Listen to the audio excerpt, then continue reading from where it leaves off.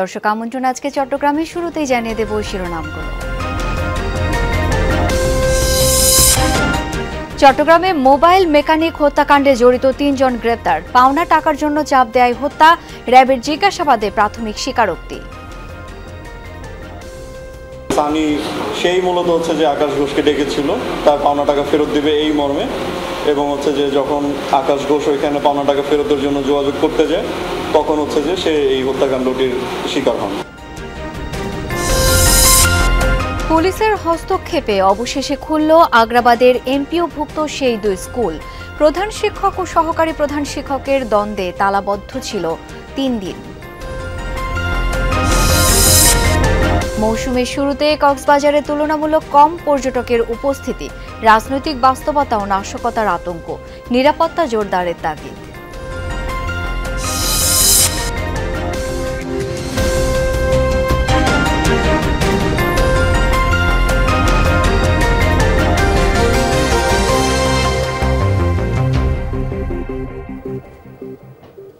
এতক্ষণ শিরোনামগুলো দেখছিলেন, আপনাদের সাথে আছি আমি শাওন দত্ত। জানাবো বিস্তারিত।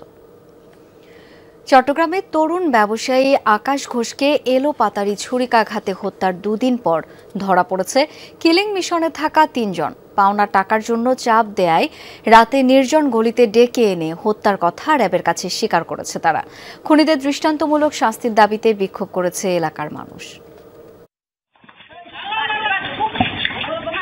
বৃহস্পতিবার রাতে পাওনা টাকা চাইতে গিয়ে এভাবেই ছুরিকাঘাতে প্রাণ হারায় মোবাইল মেকানিক আকাশ ঘোষ।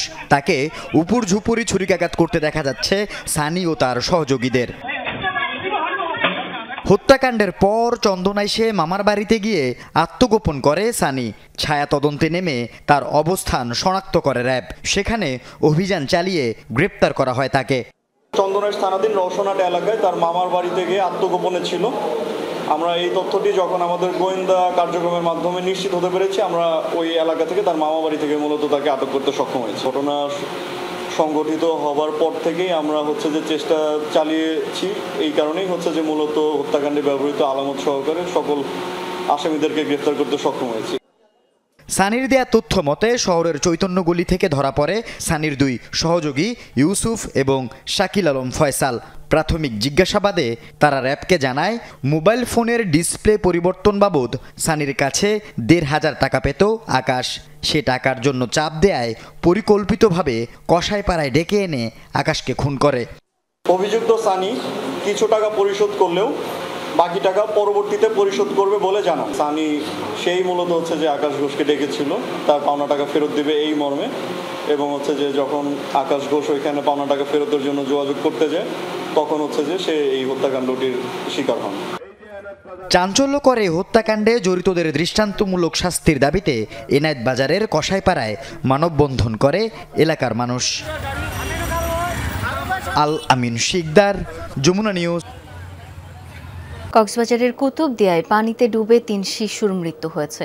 সকালে উপজেলার বড় মৌলভীপাড়া গ্রামে পুকুরে পড়ে মারা যায় 2 মামাতো ফুফাতো ভাই বোন।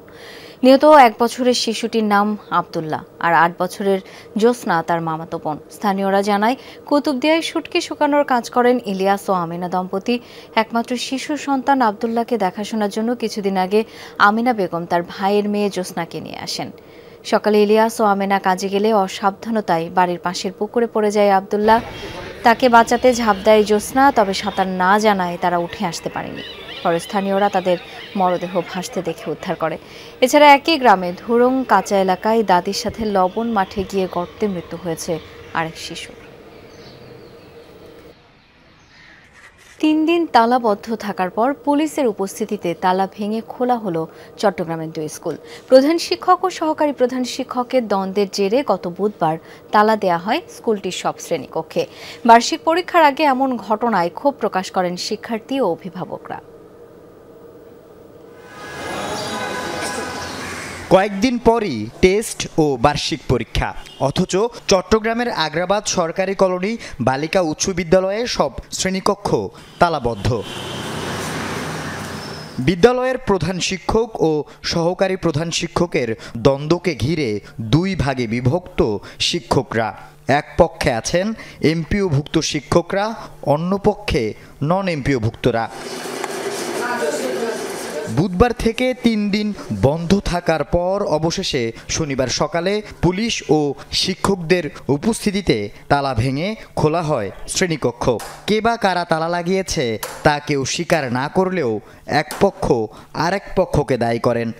হেড স্যার দুর্নীতি করছে, ওগুলা নিয়ে ব্যানার টানানো হয়েছে, এটা বলেই ওরা ব্যানারটা টানিয়ে ওরা চলে গেছে বাচ্চাদেরকে বের করে দিয়ে। ক্লাসরুমে তালা দেখে আমরা ক্লাসে ঢুকতে পারিনি, আমাদের বাচ্চারা এসে চলে গেছে। ওনারা কাদের ছত্রছায়া গিয়ে এগুলি করতেছে, এটা আমরা আসলে প্রশাসনের কাছে দাবি জানাই যাতে এগুলি বের করা হোক। স্যার আসার পরে 2019 সালে আমাদেরকে ভোটার থেকে বাদ দিয়ে দিয়েছে, কিন্তু উনি কোনো লিখিত এজেন্ডা দেখাতে পারেনি যে উনি কী কারণে আমরা ভোটার হব না। হেড যদি মনে করেন যে এটাতে মনোযোগ না থাকে স্কুলে, এই প্রতিষ্ঠানটা পুরাটাই ধ্বংসের দিকে চলে যাচ্ছে। এতে করে সবাই ক্ষুব্ধ, সবাই মোটামুটি চাচ্ছে না। সৃষ্ট পরিস্থিতির জন্য প্রধান শিক্ষক ও সহকারী প্রধান শিক্ষকও পরস্পরকে দুষছেন। আমি আসার পর বেশ কিছু কাজ করছি, এখনো প্রক্রিয়া দিন আছে। স্কুলের আর্থিক সুবিধাটা অনেক বেশি আছে, হয়তো কেউ আসে সেখানে বিভিন্ন সুযোগ সুবিধা নিয়ে আসে, তো অনৈতিক কাজ করবে, স্কুলের ফান্ডগুলো লস করে ফেলবে, সেই জিনিসগুলোর জন্য হয়তো হইতে পারে। শিক্ষা বোর্ডের ইয়েতে প্রমাণিত হওয়ার পর শিক্ষা বোর্ড তার বিরুদ্ধে ব্যবস্থা নেওয়ার জন্য বলেছে। উনি 2011 সালে সরকারি নিরীক্ষা অধিদপ্তর, উনি সরকারের বিধি তোয়াক্কা করে হয়তো অন্যভাবে ঘুষ দিয়ে উনি উচ্চতর স্কেল গ্রহণ করছে 2002 সাল থেকে। শিক্ষকদের দ্বন্দ্বে বার্ষিক পরীক্ষার আগে শিক্ষার্থীদের ক্ষতি হচ্ছে বলছেন অভিভাবকরা। শিক্ষকের কাজে ওই পাটা ফুটার কথা করছি যে মরিচের দফা শেষ, আমাদের ছাত্রদের অবস্থা, আমাদের বাচ্চাদের অবস্থা একই অবস্থা হচ্ছে। এখানে স্বেচ্ছাচারিত হচ্ছে, যার জন্য শিক্ষকদের ভিতরে ডিবেট করছে, যার কারণে এই ঘটনা ঘটছে। বৃহস্পতিবার থেকে সম্ভবত আমাদের বাচ্চাদের পরীক্ষা, এই যে স্কুলের সে অচল অবস্থার জন্য এখানে কে দায়ী? তালা ঝুলানো হয়েছিল আগ্রাবাদ সরকারি কলোনি বালক উচ্চ বিদ্যালয়েও। দুটি স্কুলেরই দায়িত্বে আছেন দ্বন্দ্বে জড়ানো প্রধান ও সহকারী প্রধান শিক্ষক। আল আমিন শিকদার, যমুনা নিউজ, চট্টগ্রাম। দেশের ৩০০ নম্বর আসন বান্দরবানে পথসভা ও গণসংযোগ করেছেন বিএনপির মনোনীত প্রার্থী শাহচিং প্রুজেরি। সকালে লামা আলী কদম উপজেলা সদর সহ আশপাশের এলাকায় এই কর্মসূচি করেন তিনি। পথসভায় শাহচিং প্রুজেরি বলেন, তারেক রহমানের ৩১ দফার মাধ্যমে দেশের সকল সেক্টরে গতি ফিরবে। এ সময় আওয়ামী লীগের সময়কার বিভিন্ন হত্যাকাণ্ড, গুমসহ নির্যাতনের বিষয় তুলে ধরেন তিনি। দেশের কল্যাণে নেতাকর্মীদের ঐক্যবদ্ধ হয়ে কাজ করার আহ্বান জানান শাহচিং প্রুজেরি। পথসভায় বিএনপি ও সহযোগী অঙ্গ সংগঠনের নেতাকর্মীরা উপস্থিত ছিলেন।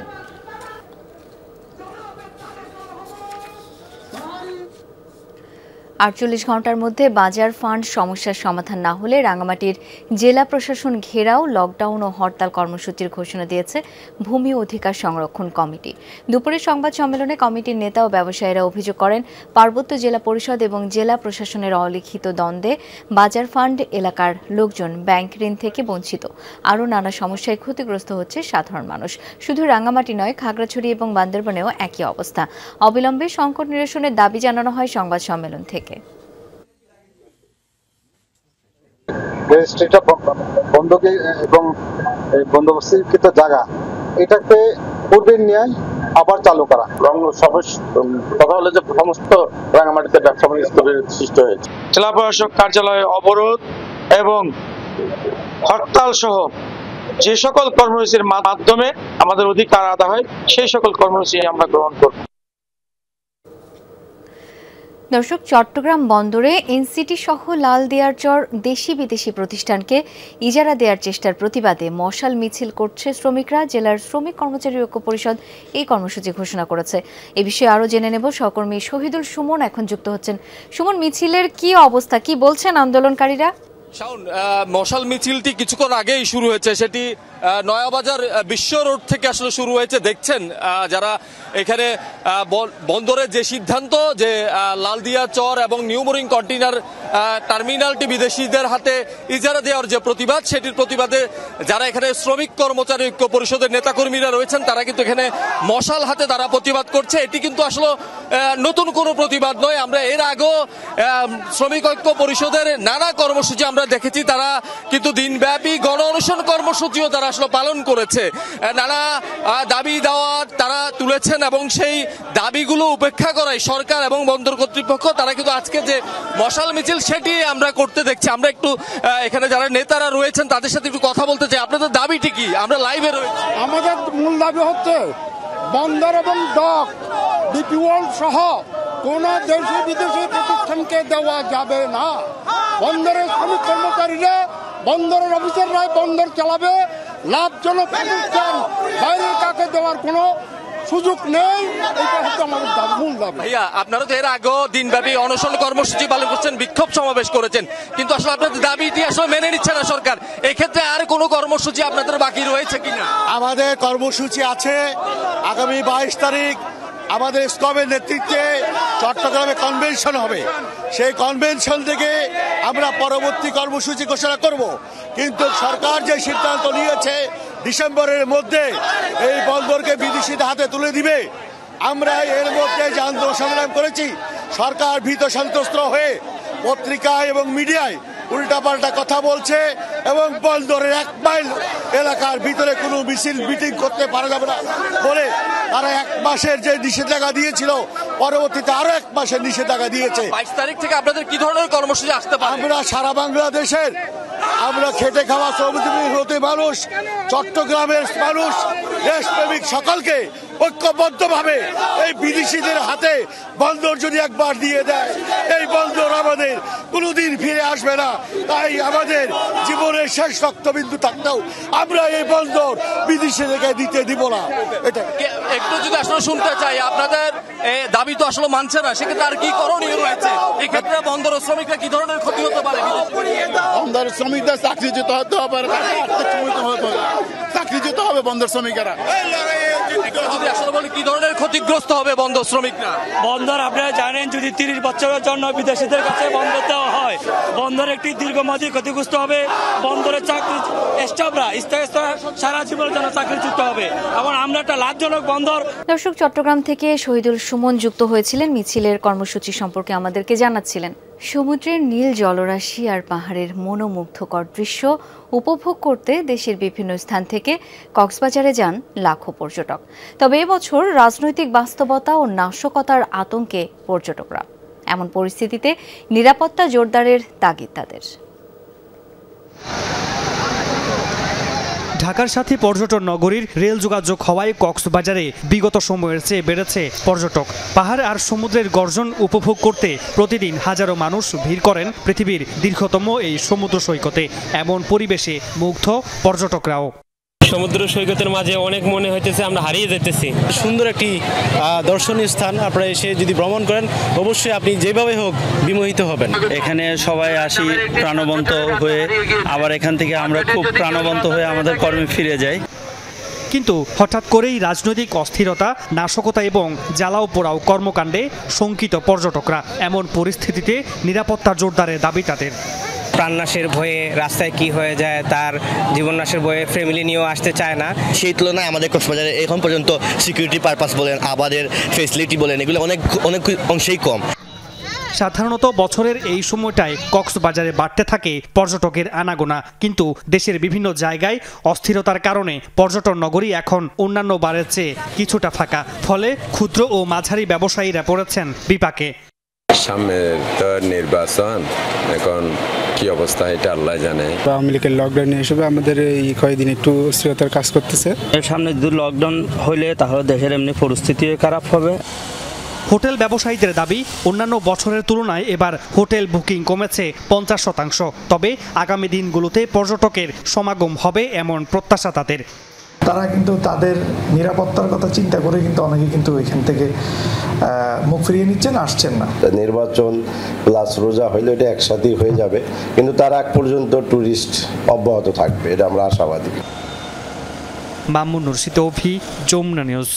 চট্টগ্রামে এখনও প্রার্থী না দেয়া ৬টি সংসদীয় আসনে মনোনয়ন প্রত্যাশী বিএনপি নেতারা ব্যস্ত প্রচারণা ও গণসংযোগে।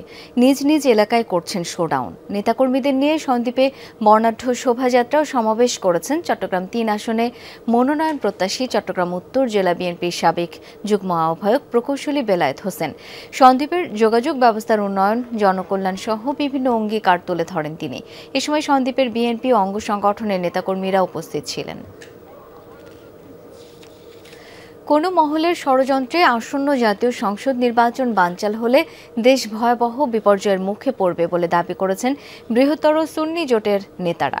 বিকেলে চট্টগ্রাম নগরীর লালদিঘি মাঠে ১৩ দফা দাবিতে আয়োজিত জনসভায় কথা বলেন জোটের নেতারা। এ সময় বক্তারা আরও বলেন, দেশে পার্বত্য চট্টগ্রাম, কক্সবাজার, সেন্ট মার্টিন নিয়ে ষড়যন্ত্র চলছে।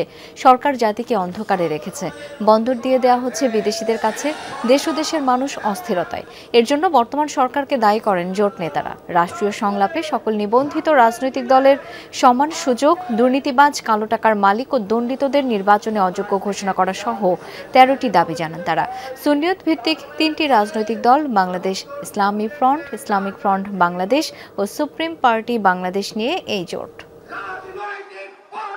বিশ্ব শিক্ষক দিবস উপলক্ষে বাংলাদেশ কলেজ শিক্ষক সমিতির উদ্যোগে আলোচনা সভা ও জেলা কমিটির সম্মেলন অনুষ্ঠিত হয়েছে চট্টগ্রামে।